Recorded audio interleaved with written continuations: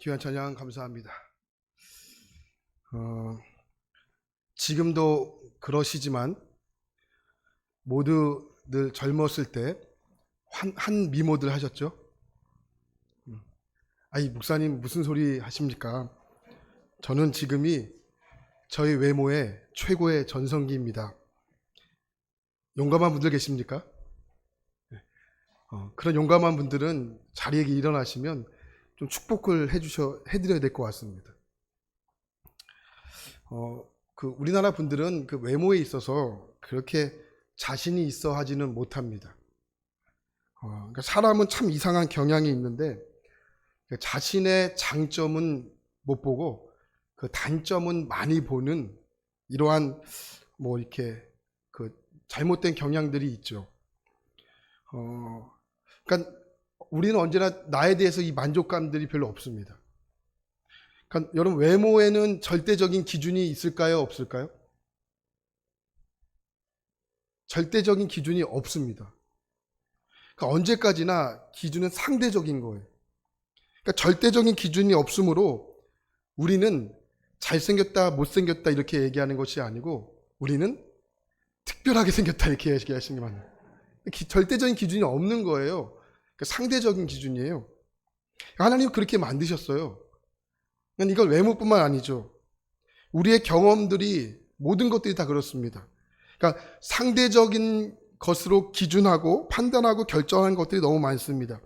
그러니까 돈도 그렇고요. 성공도 그렇고 능력도 그렇고 때로는 사랑도 절대적인 기준이 없기 때문에 상대적으로 기준이 많고 적음을 결정할 때가 많다라는 거죠.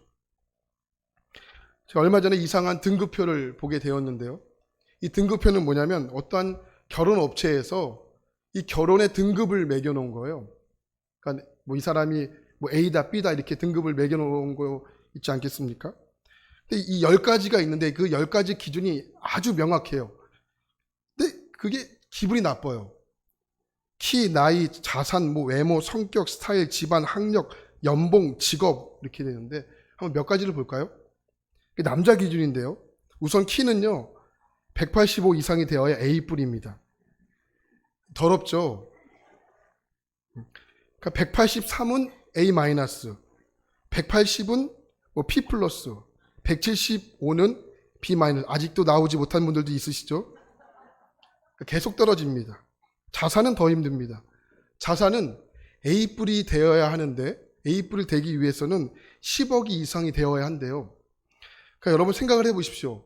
만 30세 미만의 청년들이 이게 10억을 모은다는 게 말이 됩니까? 말이 안 되는 거예요. 그러니까 결혼할 때 집을 해와라 이건 말이 안 되는 거라고요. 동의가 안 되십니까? 이건 말이 안 된다고요. 더 웃긴 게 있는데 이게 외모예요. 그러니까 A+, A- 등급은 미남. 너무하지 않습니까? B+, B- 등급은 호남.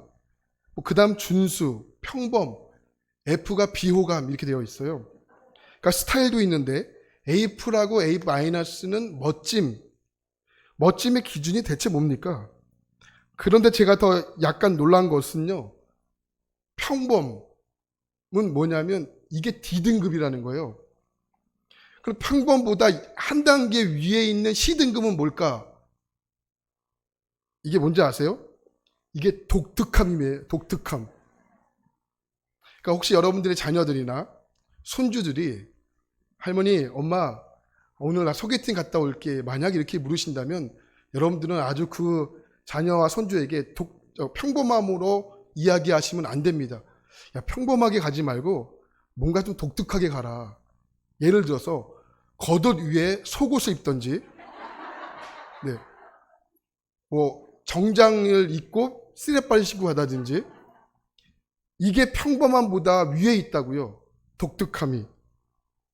근데 이 등급표를 보면서 저를 좀 더 황당하게 한 것이 뭐냐면 점수를 매겼는데 500점 미만은 회원으로 들지는 못한다는 거예요. 근데 아쉽게도 저는 500점이 안 돼요. 그러니까 저는 회원이 돼요, 못 돼요? 못 돼요. 될 수가 없는 거예요. 그러니까 이 땅의 모든 남자들은 다시 한번 아내들에게 무한한 감사를 드려야 하는 거죠. 여러분 옛날 찬양인데요. 다 아실 것 같아요. 사람을 보며 세상을 볼 때 만족함이 없겠네. 그러니까 여기 만족함이 없다 이야기하는데, 그러니까 여러분 우리가 사는 이 세상은 절대적인 만족함 속에 살아갈 수 없는 시스템 속에 살고 있는 거예요. 그런 인생 가운데 만족할 수 어떻게 있을까? 그러니까 찬양은 계속 이렇게 얘기해요. 나의 하나님 그분을 볼 때 나는 만족하겠네. 어떻게 만족할 수 있다는 거예요? 나의 하나님 그분을 볼 때 나는 만족하겠네. 그러니까 하나님을 바라보는 시선이 온전할 때 우리는 만족함을 얻을 수가 있는 거죠. 이런 의미에서 여러분 지난 3일 동안 여러분 만족하셨습니까? 만족함이 있는 인생들을 살다 오셨습니까? 우리의 인생이 또 우리의 생각이 온통 세상 쪽으로 가면 어떻게 됩니까? 이거 기도하지 않고 뭐든지를 결정해 버리는 거예요.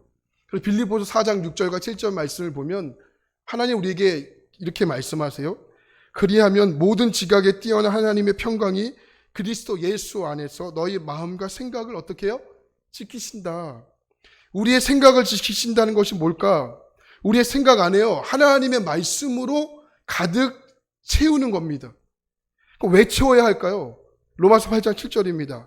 육신의 생각은 하나님과 원수가 되나니 이는 하나님의 벌에 굴복하지 아니할 뿐 아니라 할 수도 없습니다.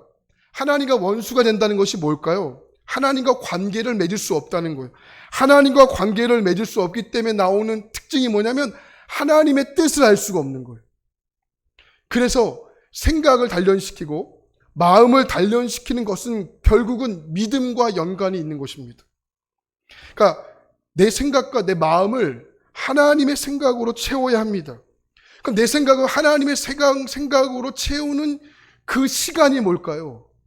그게 바로 기도라는 거예요. 내 생각을 하나님의 생각으로 채우는 시간. 이게 뭐다? 이게 기도인 거예요. 기도. 결국 우리의 싸움은요.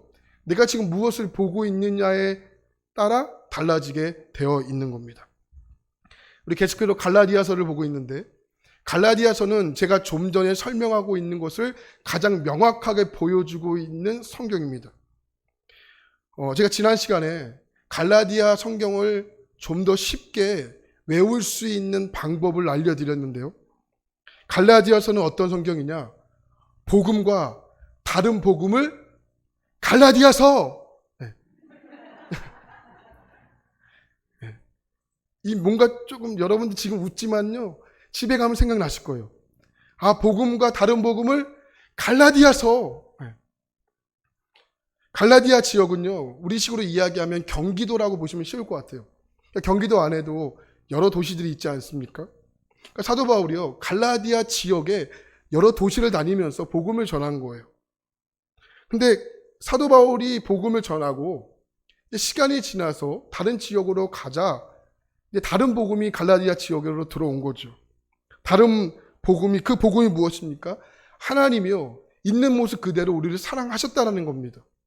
여러분, 하나님이 우리를 있는 모습 그대로 사랑하셨는데 여기서 우리가 한 것이 있습니까? 없어요. 우리 한 것이 없다고요. 하나님이 정하시고 예수님이 그 뜻을 시행하신 거예요. 그러니까 우리가 한 것이 아무것도 없습니다. 그런데 다른 복음이 무엇이냐? 하나님이 우리를 있는 모습 그대로를 사랑하신 것이 아니라는 거예요. 있는 모습 그대로 너희들 사랑하신 것이 아니고 너희들이 하나님의 사랑을 받아야 할 이유가 있는데 그게 바로 모세의 율법이다. 모세의 율법 중에 핵심은 할례다. 할례를 받아야 하나님이 너희를 사랑한다라는 거예요. 사도 바울에게 처음 복음을 들었을 때는 이 갈라디아 사람들이 감격스럽게 살아갔거든요. 맞아. 내가 한 것이 없는데 하나님 나를 사랑하셨지. 내가 구원받았지. 여러분, 이 사실 하나만으로 갈라디아 사람들은 기쁨과 감격으로 충만했다고요. 여러분, 우리도 마찬가지지 않을까요? 예배에 와서 기도하죠. 설교 듣죠. 이게 예배 드릴 때는 말씀이 살아있는 것 같지만 일상으로 돌아가면 다른 복음이 우리의 마음에 노출되기 시작하면서 진짜 복음을 놓치고 오염된 복음이 우리의 마음과 생각을 붙잡고 있을 때가 여러분 얼마나 많이 있습니까?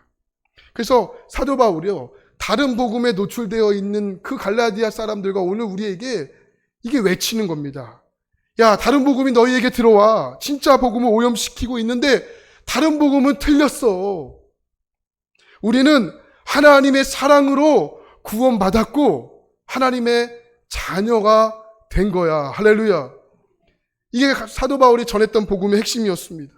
그러면서 우리 지난 시간에 이 아브라함을 통하여 율법과 약속에 대한 말씀을 듣지 않았습니까? 그리고 오늘 말씀은 그 말씀을 계속 이어가는 말씀입니다. 자, 갈라디아 교회의 문제가 무엇입니까? 잘못된 복음을 가지고 경쟁하는 것입니다. 너 율법 지켰어? 야, 얼마나 지켰어? 야, 할례 받았어? 야, 그럼 언제 받았어? 그러니 여러분 신앙생활이 얼마나 피곤하고 이게 얼마나 짐처럼 느껴지겠습니까? 그 사도 바울이 갈라디아 사람들에게 편지를 보내면서 외치는 거예요. 이제 너희들 어리석은 경쟁을 멈춰라. 너희의 잘못된 착각으로부터 이제 과감하게 빠져나와라. 외치는 겁니다. 4장을 시작하면서 사도 바울은 두 가지의 구조를 우리에게 설명하는 거예요. 1절부터 3절까지는 율법의 사람들은 어떻게 살아야 하는지를 설명하고 있는 반면에 4절부터 7절까지는 복음의 사람들은 어떻게 살아야 하는지를 대조하면서 설명하고 있는 거예요. 우리 먼저 1절부터 3절까지를 볼까요? 자, 1절부터 3절입니다. 시작. 내가 또 말하노니 유업의 이을 자가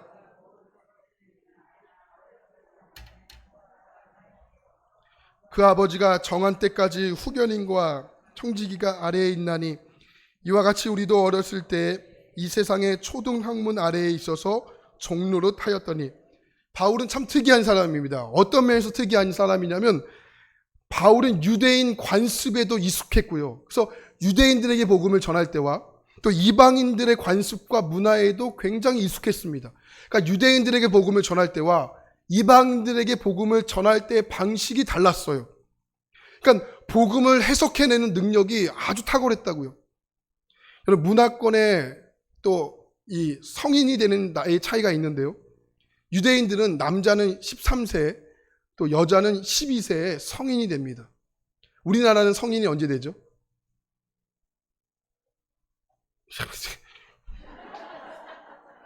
우리나라는 성인이 언제 되죠? 19세에 되잖아요. 그죠? 19세가 되는 그 아이 그때는 성인식을 이렇게 해주잖아요. 그죠? 로마는 성인식이 언제 될까요? 성인이 언제 될까요? 로마는 25살 되는 해에 성인이 됩니다. 그러니까 자녀가 태어났습니다.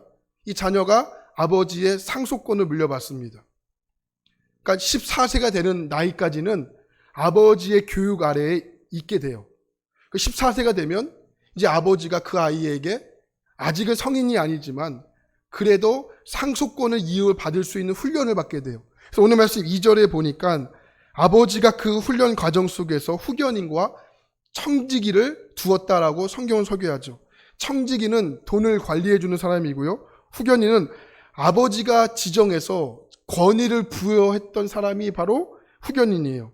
그러니까 이렇게 25살가 되기 전까지, 자유인이 되기 전까지는 이 상속인으로서의 훈련을 받아야 하는 거예요. 청지기로부터 또 후견인으로부터 이렇게 훈련을 받아서 온전한 성인까지 잘 지도를 받습니다. 여러분 어린 아이들이 돈의 가치를 잘 모르지 않습니까? 저희 아이가 6세인데 굴자 아이가 지금도 돈의 가치를 정확하게 몰라서 저는 참 좋아요. 5월 5일 어린이날이었어요. 할머니들이 용돈을 주었는데 제법 많이 주었어요. 제법 많이 주었는데 그 아이가 돈을 손을 꽉 쥐고 있더라고요. 이렇게. 제가 손을 꽉 쥐고 있는 틈을 보니까 5만 원권이에요. 왜 이렇게 갖고 싶던지. 제가 그 아이에게 한 가지 제안을 합니다. 제가 가지고 있는 돈이 1,000원짜리 하나가 있었고 10,000원짜리 하나가 있었어요. 그 아이에게 이렇게 얘기하겠습니다.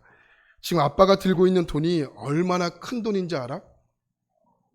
1,000만 원짜리야.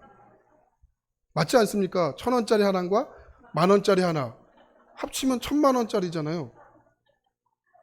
1,000만 원짜리. 네가 들고 있는 그 돈과 아빠가 가지고 있는 1,000만 원짜리를 바꾸면 어떨까? 했더니 좋다고 바꿔줘요. 참 나쁜 아빠죠. 네. 그러니까 아직까지는 돈의 가치를 모른다고요. 그러니까 아이들은 언제나 즉흥적이고 이게 충동적이에요. 그래서 아이에게 필요한 게 뭐예요? 이게 교육이잖아요. 교육이 필요합니다. 그러니까 우리나라도 부모님의 보호 아래 있지만 아이가 자라면서 어디를 가죠? 어린이집도 가고 또 유치원도 가고 초, 중, 고등학교도 다 가지 않습니까? 그러니까 여러 가지 교육을 받지만 아이들이 그곳에 가서 배우는 게 뭐냐면 자유와 소유를 잘 관리할 수 있는 법들을 조금씩 배워간다고요. 그런데 학창 시절 때 제대로 된 교육을 받지 못하면 어떻게 될까요? 이게 당장은 모릅니다. 당장은 모르는데 자유와 소유를 내 마음껏 사용할 수 있을 그때 올바른 교육을 하지 못하면 제대로 사용하지 못하고 오히려 망가지는 경우가 상당히 많이 있다고요. 여러분, 애어른 또 어른아이 이 말을 들어보셨죠? 그럼 애어른은 뭡니까? 이게 비슷한 말 같지만은 이게 완전히 뜻이 달라요. 애어른은 뭡니까? 이게 과도하게 조숙해서 어린아이임에도 불구하고 천진난만한 어린아이에도 불구하고 어린아이를 잃어버리는 경우가 애어른이에요. 네. 그럼 어른아이는 뭘까요? 사회적으로나 법적으로는 어른이 되었지만 정신적으로나 내면적으로 어린아이를 상태를 벗어나지 못한 미숙한 상태. 이게 뭐예요? 이게 어른아이라고요. 어른아이. 그러니까 오늘 말씀으로 그 말씀을 한번 대조해 보면 여러분 하나님의 자녀임에도 아직 율법주의에 빠져있는 유대인들이 뭐냐면 이게 애어른이라고요. 하나님의 자녀임에도 아직 초보인 단계임에도 불구하고 종교적으로 굉장히 많이 아닌 것처럼 과도하게 조숙한 척을 하는 것입니다. 그 반대로 하나님의 자녀임에도 율법주의로 다시 회개하는 분들이 누구입니까? 이게 어른아이라고요. 이제는 성령님의 감동하심을 알아요. 아, 이게 하나님 기뻐하시는 거구나. 아, 이게 하나님이 싫어하시는 거구나. 압니다. 그래서 하나님 뜻에 순종합니다. 그리고 성숙함을 얻게 되었는데 율법의 잔소리나 들어야 하는 어린아이의 상태에 아직도 벗어나지 못하는 상태가 이게 어떤 상태예요? 어른아이 상태입니다. 여러분 기도를 보면 이제 이렇게 우리 교육부 같은 경우는 이렇게 아이들이 기도하면서 영상을 찍게 되고 아직은 말을 못하는 친구들은 부모님이 따라해봐. 그러면 하나님 아버지, 그럼 그 아이가 하나님 아버지. 그래서 엄마가 말했던 것을 잘라서 버리고 아이가 했던 것을 붙여서 기도를 만들어요. 기도를 만들어요. 근데 여러분 기도에도 이게 애어른이 있고 어른아이가 있다는 걸 아세요? 이게 신기해요. 기도에도요. 아, 저분은 기도가 아직은 신앙생활이 얼마 안 되신 것 같은데 이게 창조부터 시작을 해서 전세계를 한 바퀴 도시고 막 하시는 분들이 계시잖아요. 계시잖아요. 그러니까 기도에도 신앙생활에도 애어른이 있고 어른아이가 있다고요. 우리 주변에 잠깐 보실까요? 어른이 되었습니다. 하지만 자기의 감정 조절을 못하고 또 욕심을 어떻게 절제할 줄 모르고 남을 어떻게 배려할 줄 모르고 한 가지 중독에 빠져나오지 못하는 어른아이들이 굉장히 많이 있다는 거 여러분 우리 주변을 통해서 알 수 있지 않습니까? 그러니까 영적인 관점으로 한번 대입해 보자고요. 자, 어른이 되었습니다. 근데 세상의 달콤한 것들, 또 자극적인 것들, 화려한 것들이 여러분 좋으시죠? 자, 입 밖으로 내지 마시고 마음속으로 한번 잘 생각을 해보세요. 그러니까 우리는 내면적으로 이 질문 앞에 정직하게 대답을 해볼 필요가 있다는 겁니다. 이스라엘 백성들에게 하나님 왜 율법을 주었습니까? 아, 그들을 억압하기 위해서 하나님 마음대로 조절하기 위해서 율법을 주신 겁니까? 이스라엘 백성들이 이집트에서 노예로 산 다음에 어떻게 되었습니까?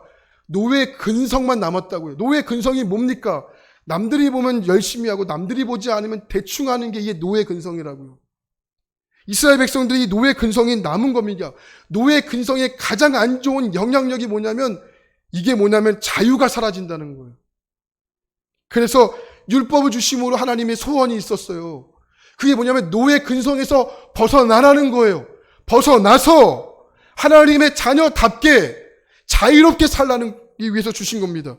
여러분, 초등학교, 중학교, 고등학교를 이 시절이 다 좋으셨나요? 그렇지 않죠. 초등학교, 중학교, 고등학교 시절이 어쩌면 힘든 분들이 더 많았다고요. 그러나 그 시간을 지나서 생각해 보니까 물론 힘들었지만 사람답게 사는 교육을 그 시절에 다 받은 거예요. 하나님 왜 우리를 부르셨습니까? 노예로 부르셨습니까? 아니라고요. 하나님이 우리를 부르신 이유와 목적은 명확해요. 그게 뭐냐? 자녀로 부르신 겁니다. 노예는 어떠한 존재입니까? 일만 하는 존재라고요. 그래서 여러분 잘 보십시오. 교회에서 봉사하다가 또 헌신하다가 기쁨 다 사라지고 또 감격과 감동 다 사라지고 상처만 남는 분들, 내 스스로 내가 어떤 존재라는 것을 여기는 거예요. 나는 노예였다는 것을 여기는 거라고요. 그러니까 내가 노예로 하나님께 부름받았다는 것을 스스로, 내 스스로가 결정하는 겁니다. 주변에 결정해 주는 게 아니에요. 내 스스로가 그것을 결정하는 거라고요. 사람이 일만 하면 사나워지죠. 하지만 사람이요, 예배 시간에 나와서 은혜를 받으면 어떻게 되면 순박해지는 거예요. 그래서 오늘 말씀 6절과 7절 말씀을 보면 하나님이 분명히 말씀하시는 거예요. 6절과 7절을 볼까요? 자, 6절과 7절입니다. 시작. 너희가 아들임으로 하나님이 그 아들의 영을 우리 마음 가운데 보내사 아빠 아버지라 부르게 하셨느니라. 그러므로 내가 이후로는 종이 아니요 아들이니 아들이면 하나님으로 말미암아 유업을 받은 자니라. 분명히 말씀하시지 않습니까? 하나님이 우리를 부르신 이유가 뭡니까? 사나워지라고? 아니라고요. 자녀로 부르셨다라는 겁니다. 자녀로 부르신 거예요. 누가 보면 15장을 보면 여러분 잘 아시는 탕자라는 사람이 나와요. 이 탕자, 한 동네에 부자인 아버지와 두 아들이 있죠. 그런데 아들들은 이제 아버지의 자녀됨을 누리면 되는 거예요. 근데 어느 날 둘째 아들이 아버지에게 찾아가 이렇게 얘기하죠. 아버지, 제가 받을 몫을 먼저 주세요. 아버지가 멀쩡히 살아있는데 어떻게 이런 말을 할 수 있습니까? 이게 무슨 말이냐면 이거예요. 아버지, 빨리 죽었으면 좋겠어요. 이 말이라고요. 이 당시 중동 지방에서는 이런 아들이 있으면 돌로 때려 죽여도 누가 이야기하지 못합니다. 그런 페누라 같은 아들에게 아버지가 어떤 결정을 하냐면 누가복음 15장 12절 보면 화면에 있는데요. 같이 볼까요? 누가복음 15장 12절 시작. 그 둘째가 아버지에게 말하되 하는지라 아버지가 그 살림을 각각 나눠주었더니, 여기 무엇으로 이야기하냐면 살림을 나누어 주었다 이야기하죠. 여러분, 이 살림이라는 단어가 굉장히 중요한 단어예요. 이 살림이라는 단어가 헬라어로 비오스라는 단어인데요. 이 비오스라는 단어가 어디서 파생되어 나왔는지 아십니까? 이 비오스라는 단어가 바이오라는 단어에서 파생되어 나온 거. 이 바이오가 무슨 뜻이에요? 생명이라는 뜻이에요. 생명. 그러니까 여러분, 성경은요 단 한 단어도 그냥 기록한 법이 없거든요. 그러니까 아버지에게 있어서 살림은 뭐예요? 생명이었다고. 생명. 근데 아버지가 그것을 쪼개어 둘째 아들에게 나누어 준 거예요. 둘째 아들에게 있어 아버지는 살아있지만 어쩌면 이미 죽은 존재와 다름이 없는 분이셨잖아요. 그런데 이후 둘째 아들에게 어떤 일이 벌어집니까? 해외여행을 떠나잖아요. 해외여행을 떠나서 마음대로 다 쓰고 탕진해버립니다. 성경은 그때 상황을 아주 이렇게 정교하게 표현합니다. 먼 나라에 가서 방탕한 생활을 하다가 재산을 다 날려버렸다. 그러니까 아버지께 받은 재산을 다 날려버린 거예요. 근데 문제가 생기죠. 그 땅에 기근이 든 거예요. 아들이 할 수 있는 것이 아무것도 없습니다. 그때 정신이 번쩍 든 거예요. 그리고 나서 결정하죠. 아버지 집으로 가자. 아버지 집으로 가자. 아들이 다시 아버지의 대로 돌아갑니다. 그런데 그때요, 성경은 이 아들이 돌아오는 그 상황을 아주 기가 막히게 묘사를 해요. 자, 15장 20절 말씀 함께 볼까요? 15장 20절입니다. 시작. 이에 일어나서 아버지께로 돌아가니라. 아직도 거리가 먼데 아버지가 그를 보고 측은히 여겨 달려가 목을 안고 입을 맞추니, 뭐라고 표현합니까? 아들이 아직도 거리가 멀리 있는데, 이렇게 표현하죠. 아직도 거리가 멀리 있는데 아들인 것을 본 거예요. 무슨 이야기입니까? 아버지는요, 아들이 나간 이후로 매일같이 그 먼 거리를 봤다는 거예요. 밥을 먹고 나서도 봤고요. 일을 하고 나서도 봤고요. 잠을 자고 나서도 보고요. 자기 전에도 보고 또 보고 혹시 오늘 돌아오지 않을까 계속 봤다는 겁니다. 그 거리를 매일 봤다는 거예요. 근데 왜 매일 본지 아시죠? 조금 전에 설명해 드렸지만 아들이 페누라 같은 행동을 했기 때문에 그래요. 동네로 들어오자 동네 사람들이 돌로 치고 몽둥이로 때려 죽일까 봐 매일같이 본 거예요. 그러니까 거리가 먼데도 아들이 동네 안으로 들어가자 어떻게 하죠? 그를 보고 치근히 여겨가 달려갔다는 거예요. 달려가서 그를 보고 치근히 여겼다라는 겁니다. 그리고 어떻게 합니까? 끌어안아주죠. 목을 감싸줍니다. 입을 맞춥니다. 아들은요, 아버지를 목적으로 대했지만 아버지는 아들을 자녀로 대해준 거예요. 누가복음 15장 22절 말씀 보니까 좋은 옷을 내어다가 입히고 손에 가락지를 끼고 발에 신을 신으라. 그리고 살찐 송아지를 끌어다가 잡으라. 우리가 함께 먹고 즐기자. 이 당시에 옷은 신분이거든요. 정체성입니다. 그냥 옷이 아닙니다. 가장 좋은 옷을 내어 주었다. 신발을 신깁니다.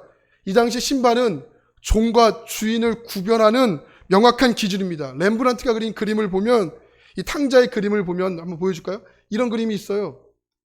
잘 보이실지 모르겠지만 이 탕자가 아버지에게 끌어안겨 있는데 아들의 발을 보니까, 제가 거기다 맨발로 써놨는데 좀 지금 보니까 더 잘 쓸 걸 그랬나 봐요.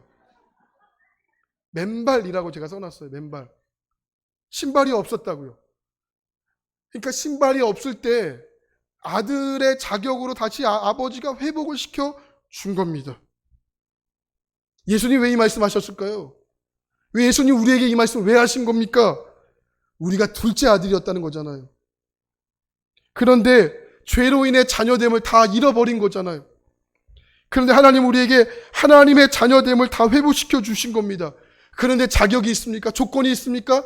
우리가 한 것이 있습니까? 없다고요. 우리가 한 것이 뭡니까? 그럼에도 불구하고 매일 일상 가운데 죄 짓는 것밖에 없는 거잖아요. 그런데 하나님이 그런 우리를 통하여 분명하고도 단호하고 명확하게 말씀하시는 거예요. 너 노예 아니라는 거예요. 너 자녀라는 거예요. 너 내가 사랑하는 자녀라는 거예요. 이사야 43장 4절입니다. 내가 내 눈에 보배롭고 존귀하며 내가 너를 사랑하셨은즉 내가 내 대신 사람들을 내어주며 백성들이 내 생명을 대신하리니. 뭐라고 이야기합니까? 보배롭다는 거예요. 너 존귀한 자녀였다는 거예요. 누가 뭐라 해도 하나님 우리에게 너 존귀로운 자녀야 말씀하시면 존귀롭게 된 거예요. 할렐루야. 우리가 그런 존귀한 자녀가 된 겁니다. 말씀 초반으로 들어가 볼까요? 우린 나를 볼 때 우리의 장점을 대충 보는 경향이 있고 단점을 유수히 집중하는 경향이 있습니다. 그러니까 나의 단점을 크게 보기 때문에 나오는 현상이 뭐예요? 좀 전에 말씀드린 만족감이 없는 거죠. 아니죠. 이게 사단의 속임수입니다. 속지 마십시오. 반응하지 마십시오. 사단은 언제든지 어떻게 해서든지 우리를 종로로 타기 위해서 우리를 만들어 버리는 겁니다. 사단이 그 틈새를 놓칠 것 같습니까? 절대 놓지 않습니다. 그런데 분명히 하나님 말씀하시는 거예요. 너는 존귀하고 너는 보배로운 자녀다. 분명하고도 단호하게 말씀하시는 겁니다. 그런데 여러분, 하나님 말씀이요, 지금 내 감정에 따라서 내 환경에 따라서 변하는 겁니까? 그렇기 때문에 사단은요, 자꾸만 말씀의 본질이 아니고요, 자꾸 환경, 자꾸만 여러분 감정에 집중하게 만드는 거예요. 갈라디아 사람들이 왜 사도 바울이 전한 복음으로 위해 기쁨과 감격이 가득하고 하나님과의 친밀한 교제가 있었는데 왜 그거 다 사라진 겁니까? 9절을 보십시오. 9절에 보면 이렇게 말하죠. 그 옛날 노예의 율법의 노예로 다시 왜 돌아가려고 하느냐? 왜 다시 돌아가려고 하느냐? 왜 돌아가려고 한 겁니까? 이게 바로 착각에서부터 시작이 된 거예요. 어떤 착각? 하나님의 은혜가 변할 수 있다는 착각. 여러분, 하나님의 은혜가 변하는 겁니까? 하나님의 은혜가 변할 수 있는 겁니까? 하나님의 은혜를 의심하게 만들었죠. 내가 정말 하나님의 십자가 은혜 하나만으로 하나님의 자녀가 될 수 있는 것과 구원을 받을 수 있는 것과, 여러분 잘 생각해 보십시오. 신앙생활을 함에 있어서 의심은 언제 찾아올까요? 의심은 언제나 은혜를 향한 감사함이 사라질 때 그것이 찾아오게 됩니다. 감사를 내려오는 순간 의심은 찾아옵니다. 사단은 그것을 절대 놓치지 않는다라는 거예요. 창세기에 보면 3장에 하와가 등장하는데 사단이 찾아오죠. 그 사단이 하와에게 속삭입니다. 하나님도 틀릴 수 있어. 하나님도 언제나 옳은 것은 아니야. 그 마음을 심어준 거라고. 그 마음을 심어주니까 이게 착각하잖아요. 그래, 하나님 은혜도 변한다. 하나님의 은혜도 변하는 거야. 여러분, 하나님의 은혜가 변합니까? 하나님의 은혜가 유한합니까? 하나님의 은혜는 단 한 번도 변한 적도 없습니다. 앞으로도 안 변합니다. 하나님의 은혜는 끝이 없습니다. 그래서 우리가 사단의 유혹을 공격으로부터 지킬 수 있는 이 디펜스 무기, 아니 유일한 디펜스 무기가 뭡니까? 이게요, 하나님의 은혜에 대해서 감사하는 겁니다. 오늘 이 자리에 혹시 이 무기력함 속에 계신 분들이 혹시 있을지 모르겠습니다. 상처와 절망 속에 힘들다고 너덜너덜해진 마음으로 이 자리에 앉아있는 분들이 혹시 있을지 모르겠습니다. 하지만 우리가 선택하고 결정해야 할 것은 무엇입니까? 십자가의 그 놀라운 은혜, 그 놀라운 사랑, 그 놀라운 은혜와 사랑 앞에 우리는 감사하는 겁니다. 우리가 너덜너덜해져서 힘든 것이 아니에요. 내가 그 십자가의 은혜와 사랑이 없으므로 너덜너덜해졌다고 여기는 것뿐입니다. 갈라디아 사람들과 우리가 빠져있는 착각이 무엇입니까? 우리는 하나님의 존귀한 자녀로 부름받은 사람들인데 노예로 부른 것이 아니라는 거예요. 여러분, 그 착각 속에서 빠져나올 수 있기를 축원합니다.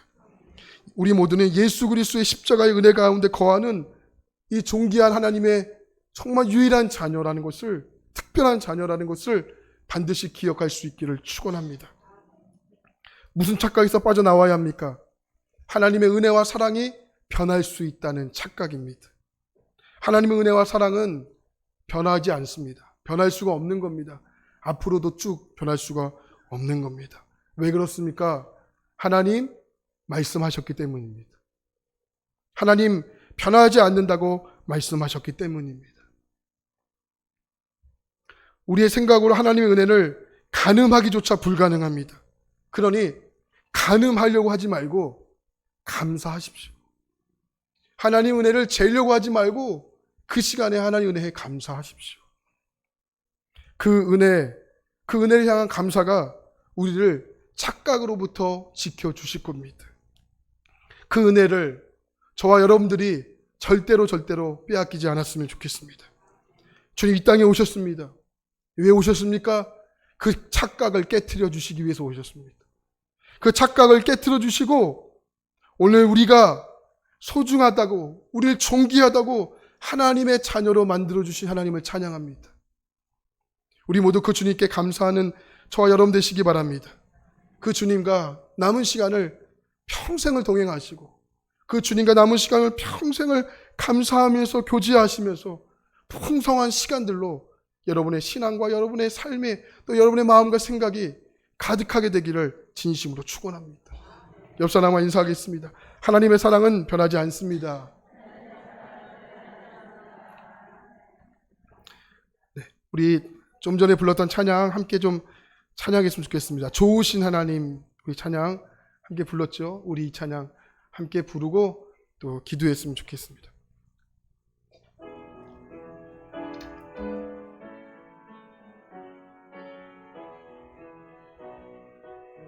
좋으신 하나님, 좋으신 하나님, 좋으신 하나님, 참 좋으신 나의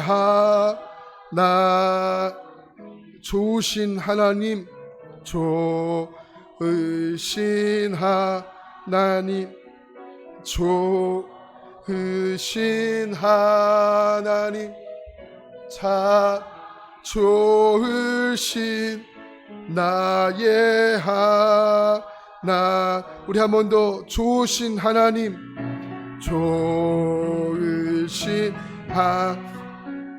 혹시 여러분 가운데 하나님과의 관계가 멀어지신 분들이 있다면 오늘 말씀을 붙잡기를 소망합니다. 좋으신 나의 우리 한 번 더 이 찬양 부르겠습니다. 좋으신 하나님, 좋으신 하나님, 좋으신 하나님, 참 좋으신 나의 우리 마지막으로 한 번 더 좋으신 하나님, 좋으신 하나님, 좋으신 하나님, 참 좋으신 나의 우리 함께 기도했으면 좋겠습니다. 하나님의 사랑은 변하지 않습니다. 너덜너덜해진 마음이 하나님의 사랑이 변했기 때문이 아니고 내가 그 하나님의 사랑을 의심했기 때문입니다. 우리 다시 한번 우리의 마음과 생각을 다듬으시고, 하나님, 내 마음과 생각에 그 변하지 않는 말씀이 충만하게 뿌리 깊게 박힐 수 있도록 하나님 도와주십시오. 착각으로부터 빠져나오게 하시고, 하나님, 착각으로 사는 인생이 아니라 진리의 말씀 가운데 사는 인생 되게 해주시옵소서. 주여 외치기도 하겠습니다. 주여, 하나님 감사합니다. 착각으로부터 빠져나오길 원합니다. 말씀으로 충만해지길 원합니다. 말씀으로 하나님 다듬어지기를 원합니다. 하나님은 좋으십니다. 하나님은 변하지 않으십니다. 하나님은 우리를 사랑하십니다. 사랑의 하나님은 사랑이십니다. 하나님 주어가 변하지 않습니다. 하나님, 오늘 우리가 그 하나님의 말씀 앞에 다시 한번 준비하고 결정하고 선택하고 하나님 별로 맺는 인생 되기를 원합니다. 하나님, 우리의 삶에 직접적으로 찾아오셔서 누구보다도 우리를 사랑하시는 하나님, 너가 존귀하다, 너가 보배롭다 말씀하신 하나님, 오늘 우리가 하나님 말씀 붙잡기를 소원합니다. 하나님 역사하소서. 우리 가운데 역사로 충만하게 인도하여 주시옵소서. 하나님 충만하게 우리의 삶을 다듬으시고 우리의 삶을 만들어 주시옵소서. 할렐루야. 우리 요시 하나님을 찬양합니다. 우리를 정말로 죽기보다 사랑하셨던 그 하나님의 십자가의 은혜를 찬양합니다. 하나님, 우리의 삶이 다시 한번 말씀 앞에 메꿔지는 하나님 삶이 되기를 원합니다. 주여, 충만하게 하나님 기름 부어 세워주시옵소서. 마음과 생각을 지키게 하시옵소서. 할렐루야. 그렇게 하실 주님 찬양합니다.